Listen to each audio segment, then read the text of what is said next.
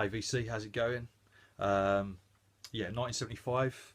I've seen Fred's video from yesterday morning, which was 10 good choices. A couple in there that I didn't know. So, yeah, these are my 10.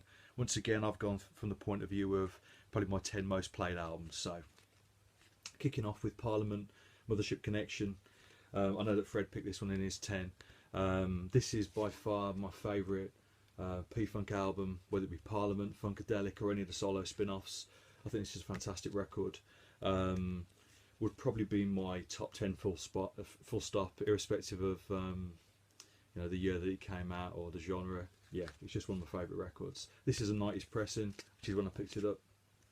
I've never seen an original, so this will do me for the time being. So yeah, cool. Right, second album.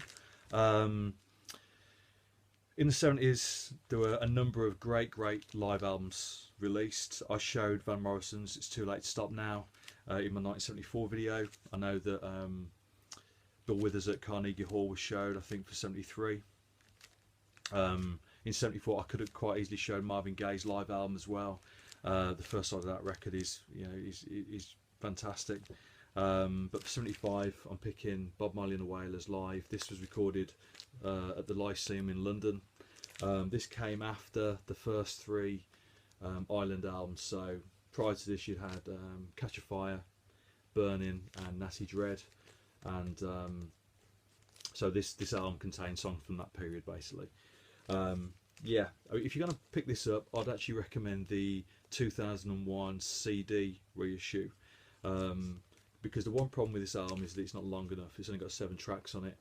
The remastered CD includes an extra track, Kinky Reggae, which, you know, it's woven into the track listing, so it's not just tagged on the end. So it's a nice addition. So yeah, I'd recommend that. I know that CDs are often a bit of a dirty word in the VC, but that's what I'd say to do. But yeah, this is a great album, one of my favourite live albums. So Bob Marley and the Wailers live.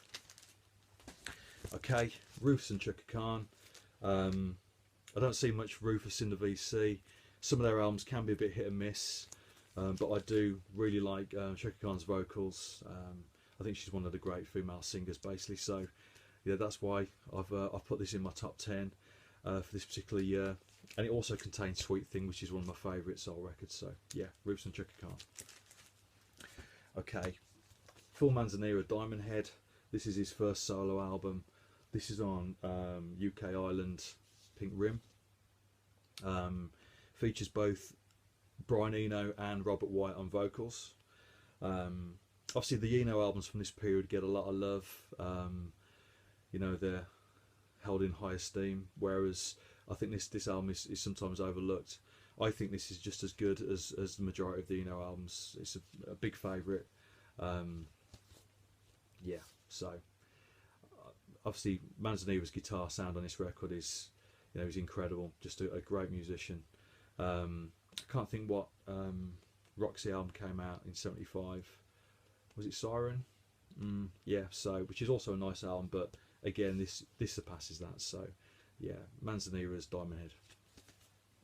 Okay, I know this one has been shown already. This is Expensive Shit by Fela Kuti.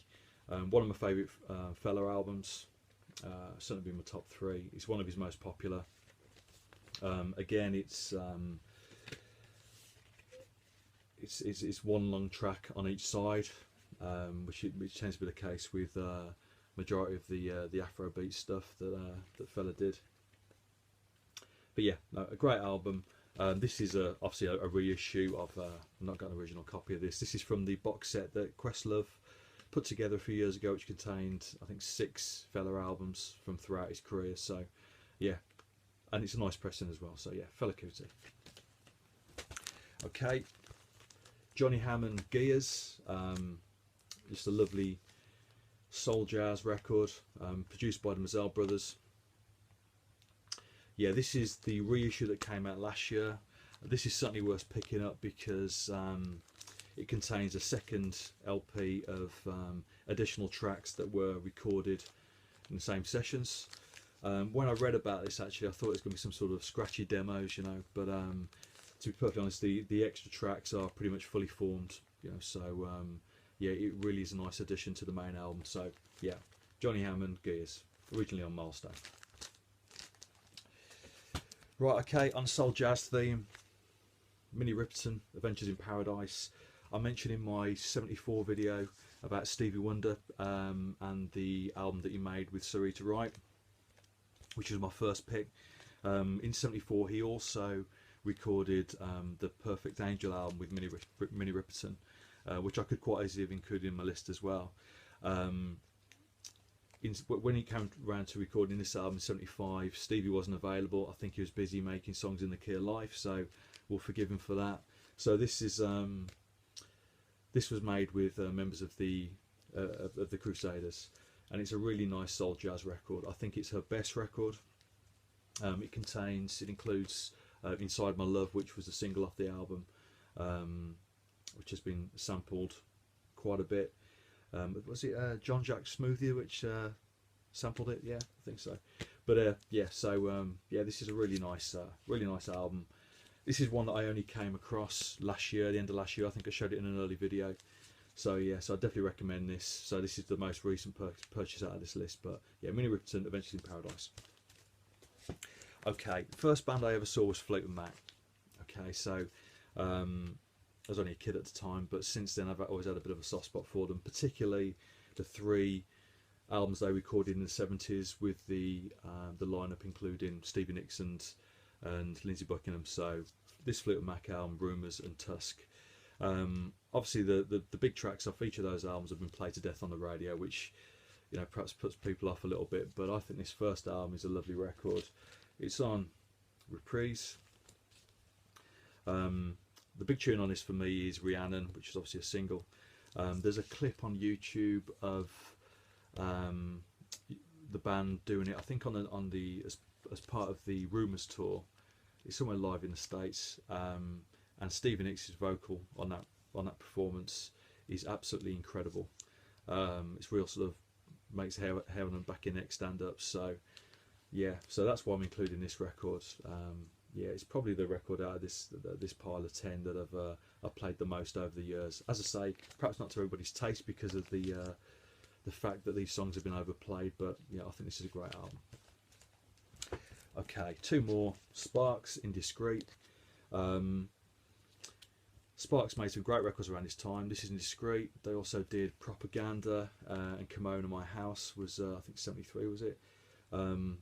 Yeah, really nice records. Considering they're American, I think they did that very English sort of Noel Coward-esque type songwriting incredibly well. Yeah, they do that English thing better than most English bands, to be perfectly honest. And these great album covers as well, you know, so tell a story themselves. But yeah, this is a nice record. I gave this a spin the other day actually, and it's nice to hear it again. But yeah, so Sparks, Indiscreet. Finally, I picked a Queen album in my 74 list, which was Queen 2. 75 was A Night at the Opera, which is a massive album. I know, you know, there's not a lot of Queen fans, well, certainly people that watch my videos, but yeah, this is the one that contains Bohemian Rhapsody.